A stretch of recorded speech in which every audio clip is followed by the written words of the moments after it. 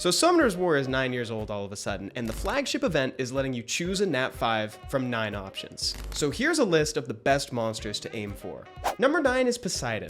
Poseidon is great in DB12, TOA, and Arena. But we'll talk more about Arena in a little bit. While Poseidon's whole kit is fabulous, there's 3 things that I want to touch on for this part of the list. The first is his skill 3, which is an AoE attack bar reduction that doesn't glance. Now, anytime you see AoE attack bar reduction, you know it's going to be good for TOA because control is the name of the game. Speaking of that, the second thing is that his skill 2 is an AoE silence, which restricts the skills that your opponents are allowed to use on their turn. Namely, anything with a cooldown is off limits. And lastly, it's a 33% attack lead. Now each one of those things shines in a different area of the game. The AoE attack bar reduction is fantastic in DB12 for making sure that the tower next to the dragon doesn't apply immunity, where it's also good at making sure that opponents in TOA don't take a turn. His skill 2 is mostly good in TOA, and it also has use in Arena and RTA later down the line. And lastly, that attack lead is perfect in Arena. I said we'd talk about it more later, now is still not later. We're gonna talk about it in a little bit. I promise. Speaking of TOA, Chungpung is one of those units that really just gets lumped into RTA, and that's because, well, he's amazing in RTA, but he's also amazing in our other favorite initialism, TOA. Again, anytime you see the magic words, AoE attack bar reduction, you know it's going to be good for TOA. But if you throw in increasing their cooldown time on top of it, then you have a recipe for success. Chungpung also applies AoE defense break and glancing on his skill 2, which is great if you're running a damage team for TOA instead of a dot team. It's at this point that I feel like it's probably good to say that I've kind of designed this list with you graduating from the early game and going into the late game in mind. These units aren't just going to get left behind. You'll still have a use for them later down the line. With that said, let's go into number 7. Number 7 is Feng Yan and Leica. Couldn't decide, so I just put them both. Because it's my video, gosh dang it, I can do whatever I want. Let's start with Feng Yan. Feng Yan is one of those units where, especially in the early game, you're going to get more mileage out of your runes on him than you would on another unit. Because he mostly requires defense and a little bit of speed, still don't skimp on that. You're going to see that he's going to be pumping out damage with less runing effort than your average other monster. He's great in Guild War, has use in Arena, and also you can use him to cheese NB10 like I did way back in the day before you're ready for it. Not that I recommend doing that, but that's what I did. Now, Leica shares a slot here because I feel like Leica is a great damage dealer later down the line, but he's also a cheat code for GB12 early on. If you're finding that you're struggling in Giants B12 and you happen to have summoned a Leica early on in your playthrough, then I'd highly recommend rooting him up and putting him on the team because you'll find that it's dang near impossible for the Giant to kill him at the end. And that's because of Leica's passive. Because it takes 5 hits to kill Leica, the Giant is never going to be able to take enough turns to do that much damage since Leica also heals himself on his skill 1. Next is the fastest unit in the game.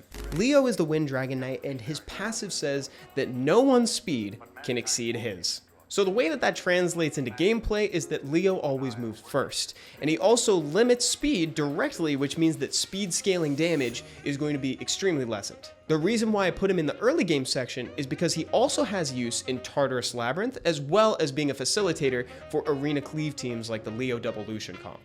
Number 5 is Tiana. Now, I promised that we'd talk about Arena eventually, and now is finally the time when we're going to talk about it. The reason why I put Tiana on the early game list is because she facilitates Arena cleave comps. What Tiana's third skill does is totally unique to her. She removes all beneficial effects and debuffs from everybody in play, that's enemies and allies. Now, this skill doesn't check accuracy, can't be resisted, it just happens. And it staples a 30% attack bar boost on top of it. Now that is awesome. So you can use her in tandem with things like a Galleon to AoE defense break and apply attack buff, followed by either Kaki or perhaps that Poseidon that maybe you have or don't have that doesn't glance on skill 3 with the attack lead. Look at that. It's all coming together. Moving right along here, number 4 is Savannah. AoE attack bar reduction, defense break, and she's a low-key cheat code for GB12. The only downside to Savannah is that she's actually really hard to rune. But she's extremely useful for early game players. I'm telling you, this girl and Leica, those two are really good for GB12 if you find that you're having a hard time clearing it in the early game.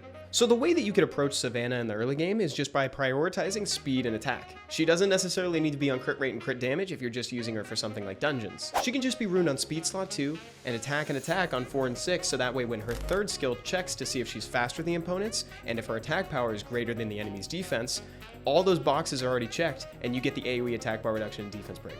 But again, what's great is that later down the line when you start using her for things like RTA, she's ready in your box.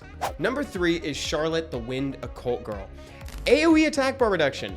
I don't know how many times I'm going to keep saying this throughout the episode, but AoE attack bar reduction is so dang good. Charlotte also has the added bonus of putting on glancing on the enemies, giving your team an attack bar boost, and her skill 2 is a stun. Speaking of which, her skill 1 is a conditional sleep, so she has hard control on every single one of her skills. Charlotte is another one of those units that also has a suspiciously high win rate in RTA at almost any given time. If you find that your opponents don't have will on their units, you pick a Charlotte and all of a sudden they just need to be scared or ban it. Going from wind to fire here, number 2 is Rika, the Fire Occult Girl. If you found any of these top 3, by the way, you've essentially found TOA easy mode. Maybe I'm already spoiling what number 1 is, but if you've been through the early game of Summoner's War, you probably know what I'm going to say is number 1. Rika, in a way, is comparable to Charlotte, except on her third skill, instead of an attack bar reduction on the enemy team and an attack bar boost for your team, she applies dots and a slow on the enemy. And notably, each one of those dots that she's trying to apply on the opponents lasts for 3 turns, which is a frankly crazy amount of damage over time.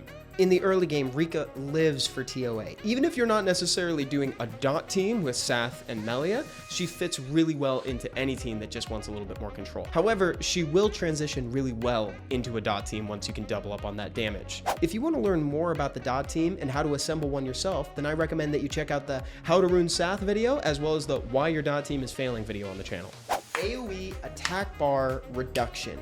Number 1 is Varad. I still wish that you were Tyrone, but this is not a Nat 4 video.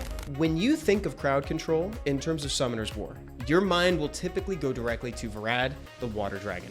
Varad has AoE freeze on 2 different skills, and one of them reduces the enemy attack bars all the way down to 0, which accelerates you by proxy over the turn order, which means you're going to be just netting way more turns than your opponents. Varad is great in Trial of Ascension. He's also great in Hall of Heroes, so make sure that you're setting him as your rep monster if you happen to have a Varad and Hall of Heroes rolls around. Let me know if my list looks like your list in the comments down below. Thanks for watching. See you next time.